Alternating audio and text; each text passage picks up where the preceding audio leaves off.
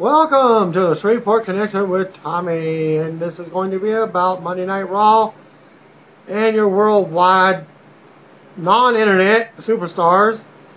Two matches that are being shown, but first I'm going to give you some minor WWE news concerning, not even WWE, but it's concerning Dwayne Johnson's, yes, The Rock's newest movie. Academy Award winning actress Susan Sarandon is in final negotiations to join The Rock in the movie Snitch. According to several Hollywood publications, the story revolves around Johnson's character, who's a father whose son is sentenced to 30 years in prison under mandatory minimum drug laws. In order to reduce his son's sentence, he goes undercover to serve as a senior drug dealer. Sarandon's role will be of a U.S. attorney with a plan to help with the drug bust to move forward her political career. Rick Roman Wall is directing the movie, which is scheduled to start filming in December. Thanks to Colin Vasallo for sending that news in. Well, there's a lawsuit, a wrongful dismissal of breach of contract lawsuit filed by Devin Nicholson, a indie wrestler who was under a previous WWE contract in which he is seeking nearly $6 million. The lawsuit is based on WWE offering him a standard contract in June of 2009, and then all of a sudden rescinding on the contract in August 2009 upon a discovery during the company's pre-screen medical testing that Nicholson had come down with hepatitis C. The lawsuit seeks $600,000 for dismissal and or breach of contract, $250,000 for damages for injury to dignity, feelings, and self-respect, and then $5 million in aggravated and punitive damages. To read the full story, visit slamwrestling.com. Nicholson previously filed a lawsuit in which he alleges that WWE Hall of Famer Abdullah the Butcher gave him infected him with the disease. In this case, he is essentially claiming that WWE would not have revoked his deal because doctors have told him different things regarding whether he could have wrestled given the company's no blood policy. WWE's Ty Bailey stated in the legal papers that it was not specifically due to the disease, but due to licensing issues, as 5 states bar wrestlers from competing with hepatitis C.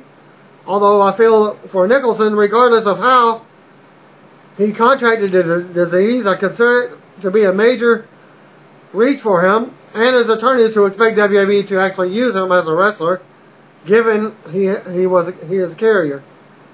Well, the December 12th Raw Super Show, taking place in the Norfolk, Virginia, will now be a 3-hour show.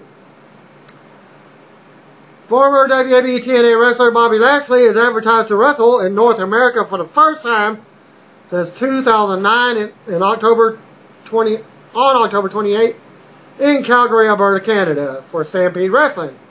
Yes, wrestling. You know, the place where Harry Smith, Teddy Hart, Jay Briscoe, and Mark Briscoe are also slated to appear. WWE referee Charles Robinson is now on Twitter. The report doesn't give his Twitter username. Well, Jack Swagger stated on Twitter earlier today he will debut a new singlet tonight on Raw. To me, it wasn't nothing different whenever I saw him on Raw. Former diva Shelly Martinez has posted a blog and photos of her appearance this past Saturday at Sign of the Times at the Marriott Los Angeles Airport. She caught up with former WWE divas Ashley Massaro, Maria Kanellis, and Angela Fong, as well as other TNA stars Velvet Sky and Christopher Daniels. WWE Hall of Famer Jimmy Superfly Snuka has been added to the big event, which takes place November 11th and 12th at the Courtyard Marriott, 9010 Ditmars Boulevard, East Elmhurst, New York. Visit tmartpromotions.com for more info on that. The official Twitter feed of WWE has announced a 12-man tag team match for tonight's Raw Superstar main event. Super Show main event, I should say. And the teams will be John Cena, CM Punk, Sheamus, Air Boom, and Mason Ryan. And they will take on Alberto Del Rio, Christian, Cody Rhodes, Dolph Ziggler, Jack Swagger, and David Otunga. And those 6 men are the ones that are filing the supposedly lawsuit for against WWE for their storyline of the unsafe working conditions, which you will hear more about in the report and on Raw. Well, the Sandman, former ECW, WCW, TNA wrestler, appeared in no condition to be wrestling at the Yokozuna Memorial Show in Chester, Pennsylvania over the weekend. Sandman was teaming with Road Dogg B.J. James, and a fan in attendance reported that Sandman was slurring his words when he was walking up to the ring. He was barely able to stand up, staggering around the ring and making lewd comments towards women. Well, he did that when he was sober in ECW. So what was the difference? Well, this was supposedly a family-oriented event, and it was set up by Samu, who organized the event, who came out upset and yelled at one of Sandman's opponents to hit him and get him some heat. Yes, a real-life hit. Okay, Sandman may have hurt himself during the match. He was holding his shoulder on the way backstage after Samu had come out and to get him. James ended up leaving the match with a disgusted look on his face. And now what you've all been waiting for, thanks to Thad Perkins and Jesse Calhoun, who were at the Raw show in Lafayette at the Cajun Dome, and are passing along the spoilers for the WWE Superstars taping. Dark match, Brodus Clay defeated Luke Jennings. Typical squash match of 3 minutes. Brodus won with his fall of humanity. Josh Matthews and Scott Stanford came out to a nice pop for Superstars commentary. And you got your Superstars match number 1. Alex Riley defeated JTG. It was a back and forth match where before Riley picked up the win, the match went roughly 11 minutes. And Alex Riley won with his A-bomb finisher. And Live USA Network cuts in as they were USA Network was on commercial. They panned into the arena, and what you saw there, or someone that didn't see that's what was taking place. And as soon as they cut back to the live commercials, match number 2 for Superstars was taped. Michael McGillicuddy defeated Percy Watson. McGillicuddy won in a badly botched running neck breaker in 8 minutes, where he barely grabbed Percy's neck while executing the move. Probably because Michael was going so fast, he overshot him and tried to did the neck breaker. He actually missed him. And the building was roughly about 85 to 90% full. Only the very top of the arena was tarped off. And what you've all been waiting for, now Raw starts, and the camera pans the crowd as Michael Cole is introducing the show. And he noted that Jerry Lawler was still recovering from Mark Henry's attack. So he was joined by Jim Ross and Booker T on commentary. Ross hyped the 12-man tag team main event match. But Jerry Lawler did appear at the end of the Raw show, as well as everybody in WWE on the Raw and SmackDown roster that was at the arena, except for Kelly and Eve Torres, who I did not see with the Divas, and that when all the Divas were hung around Beth Phoenix and Natalya when they did the main event. And yeah, they were grouped all together when they were around the ring. Only one section of the ring was there where the camera was panning in so everybody could be seen. Referees were all together. You had basically the good guys hanging around one side of the referees, bad guys hanging around the other side. And Wade Barrett was the commentary for his group. Christian gave a little brief for some of them. And Michael Chioda, who just came off of his 30-day suspension for his wellness policy violation, he spoke for the referees. Well, okay, we'll start the show. Randy Orton pinned Drew McIntyre in a 5-minute, 25-second match. Cole hyped that they would show exclusive footage of the melee that ensued at the end of the Hell in a Cell, which they showed later on in the program. McIntyre got a little offense early, but Orton took over. Then it went to the ring. It went to ringside. Orton ran McIntyre into the guardrail. McIntyre made a comeback and suplexed Orton for a near fall that no one took seriously. However, the fans did start a Randy chant. Announcers spoke about there being a unique vibe amongst the wrestlers following Hell in a Cell. In the end, Orton hit the RKO and scored the pinfall. After the match, Orton played to the live crowd while standing on the ropes. He looked back at McIntyre and then walked over to him, struck him with an RKO as he was getting him up. Orton went back to celebrating, and then Mark Henry comes down to his music playing. Well, I like the way they shook things up by not opening the show with the basic 15 to 20 minute BS crap of the promos and what have you. So, and I assume that the match would be a squash given that Orton lost last night. But McIntyre got more offense than I expected, even though no one took his offense very seriously due to the way he's been positioned as a scrub. For what it's worth, WWE Insider Twitter page stated that R-Truth and The Miz are pressing charges against Triple H. Mark Henry walked to ringside, held the World Championship up and the title belt above his head. Orton responded to the gloating by heading to ringside. He actually stared at him face to face. Henry said something, held up the title again, and then Randy struck him.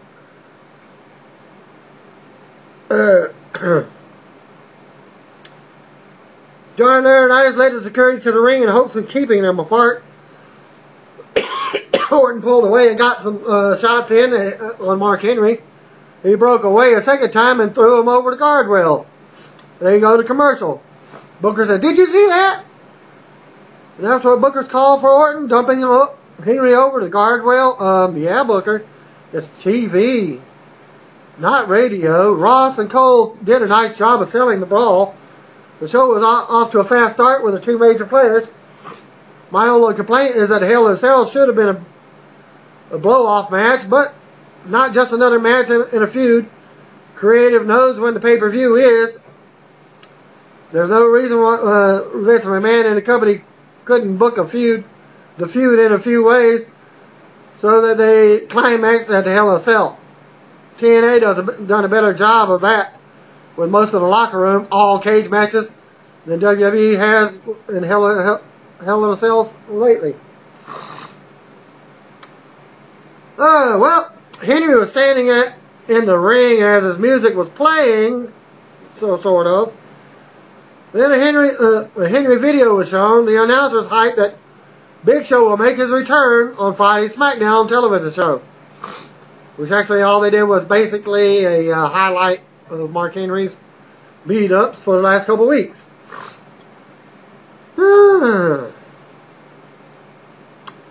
Well, they actually hyped something for SmackDown. Whoopee!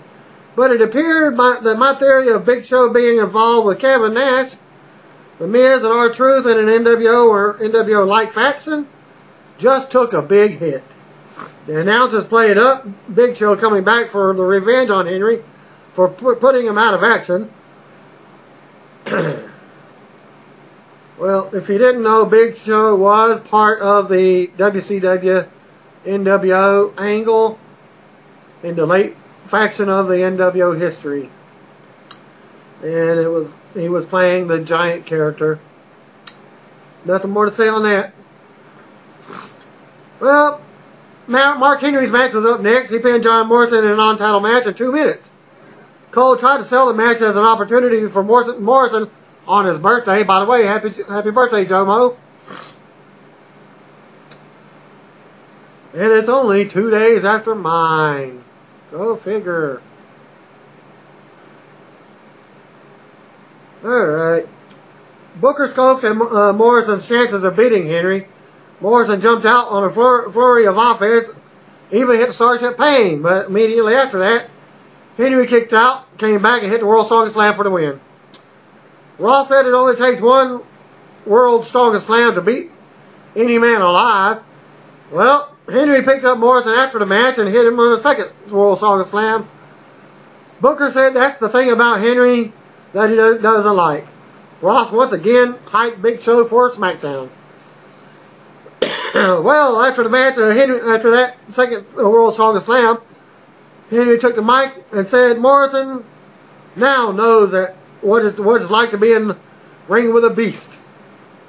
Henry said he defended his title and he's done with Orton.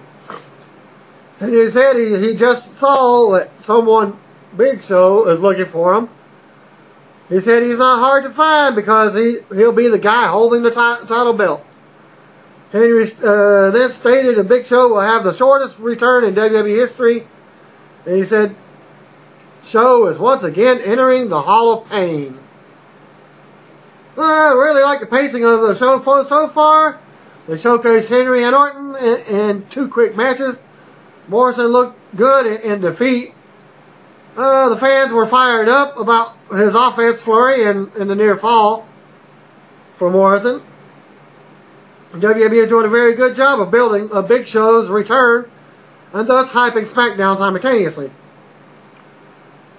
Booker T hyped the 12-man main event match this time. Backstage, John Laurinaitis was telling the Hills in the main event and Vicky Guerrero that Triple H sent him to find out whether David Otunga had anything to do with the lawsuit that The Miz and R-Truth are filed this morning. So what if I did, Otunga said. Vicky said that they were going to the ring to air their grievances. Laurinaitis started texting once they left off. Who he was texting? Nobody knows. Christian's music played and a group of heels came to the ring. And Alberto Del Rio was introduced as the WWE champion. As he entered the stage, Ross said Alberto didn't look celebratory, despite the fact that he regained the WWE championship. Booker congratulated Del Rio for doing a hell of a job, and Cole agreed, even though Ricardo Rodriguez helped him win. Del Rio boasted that he regained the WWE championship by beating Cena and Punk, and he said that he couldn't celebrate because he was jumped and attacked by 2 men, and that was The Miz and R-Truth. Del Rio said it happened because Triple H doesn't know how to run the company. Del Rio then complained about the Hell in a Cell structure being raised and lowered to aid the attackers. He alleged that Triple H is the only person in the company with the power to make that happen. Christian then took his turn on the mic and complained that Raw has become an unsafe place to work since Triple H took over. Christian then said he and the others won't take it anymore. Well, Cody Rhodes took his turn on the mic and said everyone in the ring has been a victim of Hunter's actions. He said it's all due to Triple H's ego. Dolph stepped up and he got involved in his 2 cents. And they were going to take action into their own hands tonight. He passed the mic over to Jack Swagger. He said his friends and family are concerned for him. And when he gets in the ring, on Raw now. Well, Vicky Guerrero then was handed the mic, and the crowd kicked up 1,000 notches. She had to yell over the top of the fans before handing the mic over to David Otunga, who then said they could do things individually or get together and take legal action. That was their 2 options. Well, Triple H's music played and he walked out onto the stage. Hunter asked what happened to WWE. He said there was a time when men stood in a ring and fought no matter what happened. He said they didn't stand there whine and cry like little babies. And he said they didn't threaten lawsuits. They fought like men. Triple H brought up the 12-man tag main event and ran through the names of all the baby faces the Heels will be facing, with the exception of Mason Ryan. He said he doesn't want the Heels to whine and complain. He wants them to do what people pay them to do so. And that was a shut up and fight. Hunter then headed backstage. Cole complained that nothing was settled because Triple H didn't address the concern of the wrestlers. Well, the announcers narrated brief footage of R-Truth and The Miz attack at the Hell in a Cell. He said they also explained that their actions on Twitter, and they even showed a YouTube video from Miz and Truth's YouTube account. Probably the Miz's, because we all know that Truth has his own little thing going. Triple H keeps this COO position or not, the Heels should be working SmackDown into their promos too, since Hunter isn't just the Raw general manager. Hunter's response basically justified CM Punk's complaints about WWE not being cool anymore. He spent all that time talking about how good things used to be. Why do they insist upon repeatedly telling viewers that the current product sucks as compared to the good old days? Well, match number 3 was up next. Beth Phoenix and Natalya fought Kelly and Eve to an apparent no contest in 35 seconds. Beth threw Kelly to the ringside early. Kelly then ran Beth into the announcer's table and screamed as loud as she could and roughed up Beth on the floor. She was the loudest person in the building, even going over Vicky Guerrero. Excuse me! Excuse me! If you're not familiar with Daphne screaming, that was even louder than Daphne screaming. Yeah, Daphne when I was in TNA. Yeah, Kelly is a screamer. I wonder if she does that personally. Well, never mind. I'm not going into that. Sorry, Kelly, I like you, but you scream too much. Just when I didn't think it could get worse, then yet another tag team match between these teams. I had to watch Kelly spaz out and beat the hell out of the once dominant diva, Beth Phoenix. Even though she was acting, you could tell very well that she was acting, not much expression on it. And all she did was throw her back into the announcer table and her head into the top of the table. And that was basically it. That was her whole offense for Kelly. Backstage, John Laurinaitis apologized for his accident at the pay-per-view, and then said he wouldn't mind an apology in return from Hunter. Yeah, he was speaking to Triple H, who he said he knocked him down during the post-match main event angle. Laurinaitis said Hunter should look every talent in the eye and seek a vote of confidence, and that sets up your main event. You're actually in the ring situation with the wrestlers and Triple H. Yeah, vote of confidence, and they were voting him out of the COO position, apparently. So, will there be another Raw next week? Wait and see. Well, Hunter grabbed Laurinaitis by the tie and said that he's afraid that the guy who is working closest with him is the guy who is undermining everything he does. He stated that if Laurinaitis wants a vote of no confidence, he should get everyone in the ring. And he told Laurinaitis to make sure he's there too, which he wasn't actually there. He came out at the end of the show. He just stared down Triple H and then left. So, go figure. He didn't do what the boss told him to. So Triple H, fire his ass.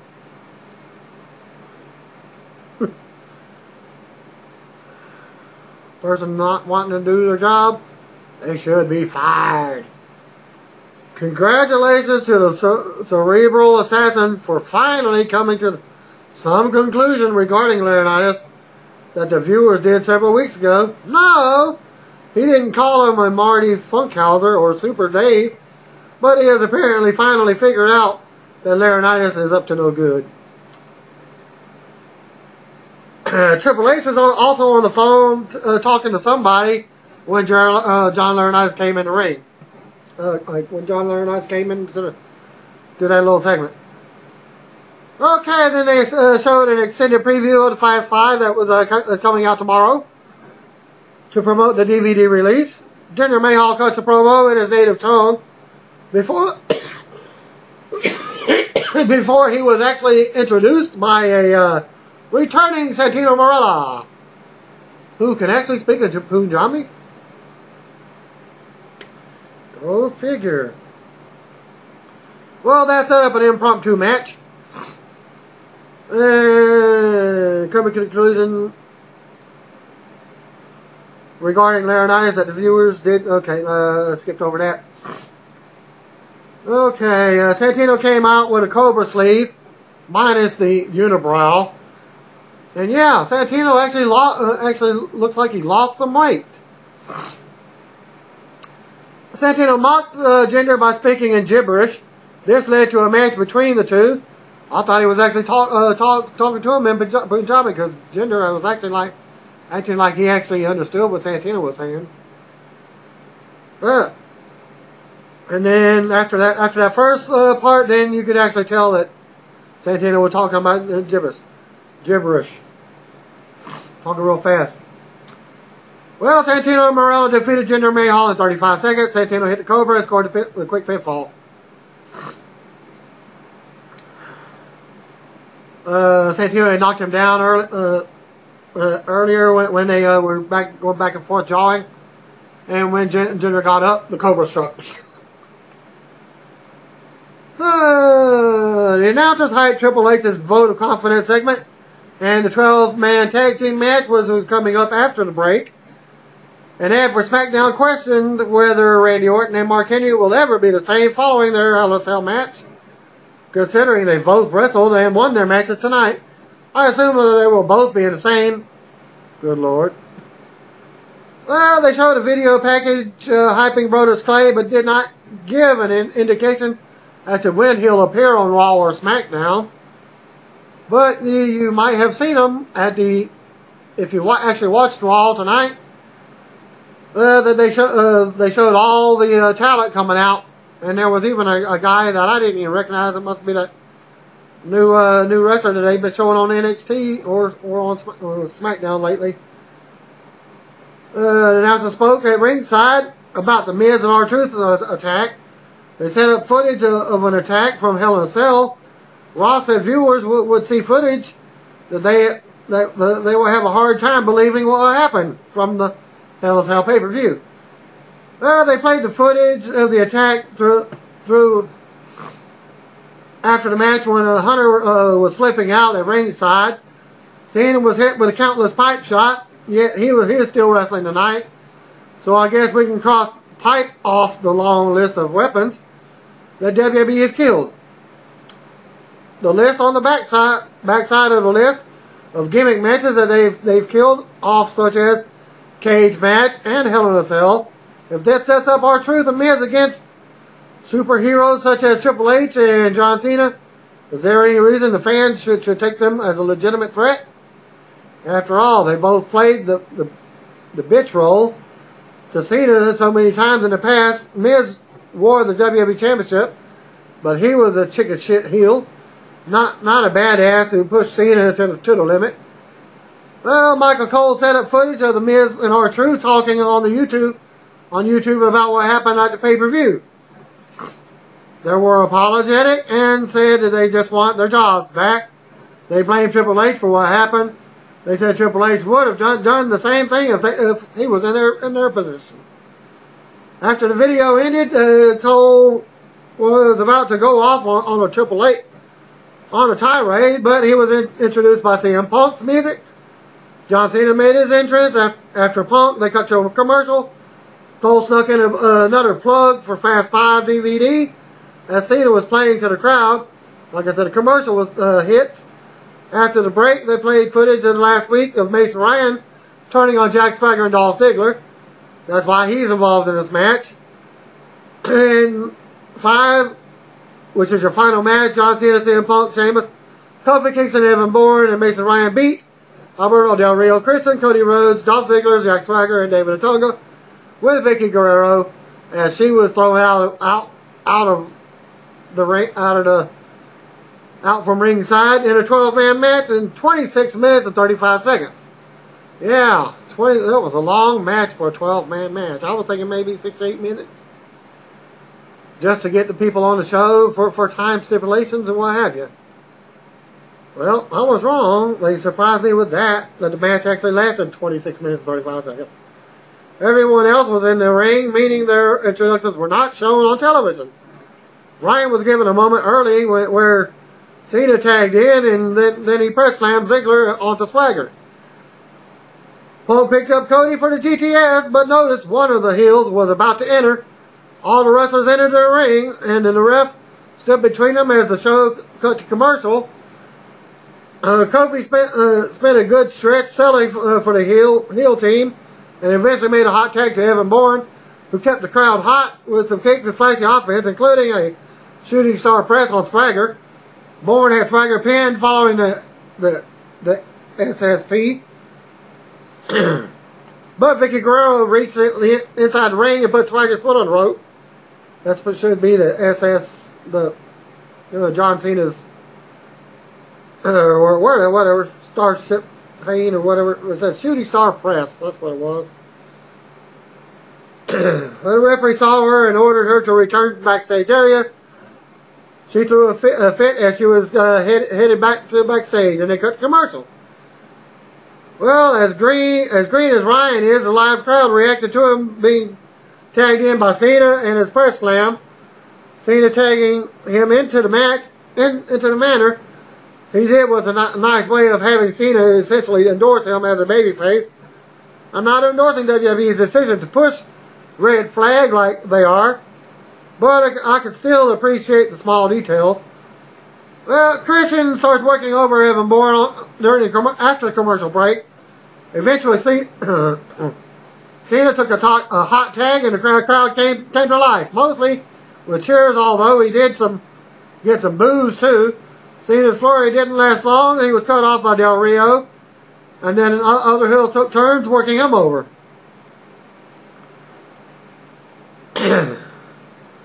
Cena made a hot tag to Sheamus at 25 minutes in the match. Sheamus dominated Ziggler and went to the top rope. He fought off Christian, but Del Rio shoved him down. Sheamus remained down in the corner while the other wrestlers took turns hitting big moves and rolling to ringside. Punk hits the GTS on Del Rio, but Otunga caught Punk with a neck breaker. Cena hit the attitude adjustment on Otunga. Dolph hits a zigzag on Cena. Sheamus hits a brogue kick on Ziggler and then pinned him. Babyface team lined up in a row and raised their hands all together after the match. Well, for some reason, they all headed to the back. And they all came out to some of their music. The announcers teased Triple H's vote of confidence segment was after the commercial break. Wow, they gave that match a lot of time. It was entertaining. The finishing sequence is used in almost every big tag match that WWE does. They always have the sequence where the guys take turns hitting their finishers. I could see it coming as soon as Sheamus stayed down in the corner, even though he was a legal man. Nevertheless, the sequence is usually entertaining and is certainly live. Is a live crowd pleasing. I had no expectations for the 12-man tag going into Raw, so this was a very pleasant surprise. In an ad for SmackDown, hyped Big Show's return again, which was much bigger than the Henry and Orton commercial they aired earlier in the show. Various groups of wrestlers came to the ring for the vote of confidence for Triple H. They broke them into groups with the brand heels and faces, divas, and referees. Jerry Lawler's music played. He walked out carrying his crown as the last one entering the arena. Jim Ross said he didn't know that Lawler was even there. They even rolled out Tyler Rex and the heroes of WWE NXT. In case you didn't know, Triple H is very important. I don't believe Cena, Punk, or Orton made the journey to ringside unless I missed them. But both world champions were there. And yeah, even Beth Phoenix and Natalya were there. So she was a champion. Am I cold? Well, like I said, some of the people I didn't even see come back out. Well, the almighty Triple H made his entrance and entered the ring with the peasants looking upon him from ringside. Hunter said before they get to the vote of confidence,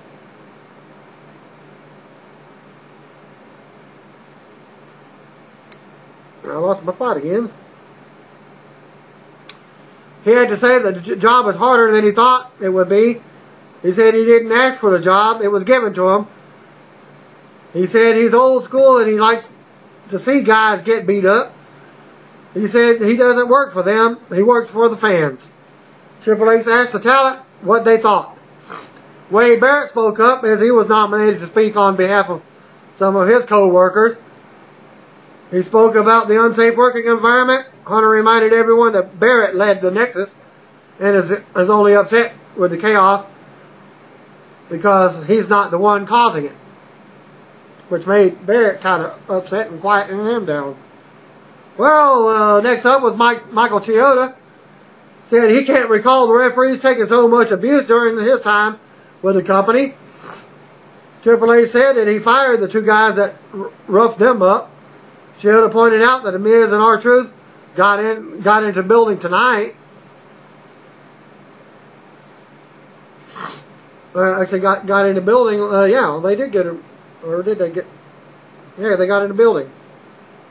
Beth Phoenix said that the Divas are worried that one of them could be hurt with all the bedlam that's been going on lately. Hunter asked for example. Beth said, "Well, I'm just saying it could happen." And Triple H said, "Okay." And so did Beth. Jerry Lawler enters the ring and said that he doesn't agree with everything that's been said, but he does agree that the show is spiraling out of control. He said that the part of that he disagrees is he doesn't believe that it's Triple H's fault. Lawler says he thinks someone is behind the scenes pulling the strings, such as a puppet master trying to sabotage Triple H. I've been saying that for weeks. John Laurinaitis has been texting just about everybody but Triple H. And they would have a smile when he texts and what have you. Lawler said Hunter has to know that someone doesn't want him running the company. Lawler said he's afraid that things are going to get worse as long as Triple H is in charge. Well, they overrun the shows. Christian speaks up and said it was time for the vote. He said he and his colleagues voted no confidence. So yeah, Christian even had his little peeps. Chioda represented referees and he also delivered the no confidence. Lawler sat in the ring and issued another vote of no confidence on behalf of him and said, well, I don't know. Lawler said he was reluctantly walking out. And wait, take Booker with you, somebody said. Well, Booker hesitated after everybody else just about left. He joined Lawler and left too. Lawler was the first one. And then everybody, Christian's group followed, the referees followed, Beth Phoenix's group followed, and then Wade Barrett group followed, and finally that left Jim Ross left, and he didn't say much at all. He just looked at Triple H and just walked off also. Like I said, the various faction of wrestlers and referees followed Lawler and walking out. A brief Triple H chant started from the crowd. We know that now that Dark Sin Cara is a heel because he stood next to Wade Barrett wearing his black mask. And the good guy, Sin Cara, was on the babyface team and he walked out as well. Michael Cole followed, taking his laptop with him. Booker also left. Long live Triple H. Even the damn ring announcers left, the cameraman's left, production members, even the last man remaining on the cameraman put his camera down and left as well. Except for the guy working the main camera on the stage. He's loyal. Oh, and the hard camera guy, he's also loyal. JR was the only person left. He slowly lifted his headset and walked off. I haven't seen this many people leave a building since Michael Richards tried to be a stand-up comedian. Triple H was the last man remaining in the ring, and the fans were cheering him on. John Laurinaitis appeared on stage and shook his head in disgust. The fans chanted, "You suck," to him. Laurinaitis walked to the back. Hunter looked to the fans and held his arms out. It's like he didn't know what to do. He said something off mic to the fans to show that went off the air. He said basically what he was saying was sorry. What the F was that? The good news for WWE is that the fans railed behind Hunter. Bad news is that most of the wrestlers looked like pussies, and none of them had logical arguments. The segment certainly held my interest and makes for a good cliffhanger for next week. Or even the house show that is scheduled for Sunday, October the 9th at 5 p.m. at the used to be called the CenturyTel. It's now CenturyLink Center here in Bossier City. Will there be a show or will they not? Just wait and see what happens. Okay, and you know there won't be a substantial follow-up on SmackDown, but Hunter was the only person who came off looking good there. Lawler looked like a total pushover. He believes that someone else is pulling the strings. Yet rather than a standalone Hunter, he leads the walkout to save his own ass. Again, it made for an interesting viewing. And it could lead to a decent rating if people tune in to see the follow-up show next week. But I can't help think that this was all ridiculous from the standpoint that they kept talking about how chaotic Raw has been, even though it really hasn't been any more chaotic than usual. This left the show to think, will there be any more WWE ever again? Stay tuned for more next week.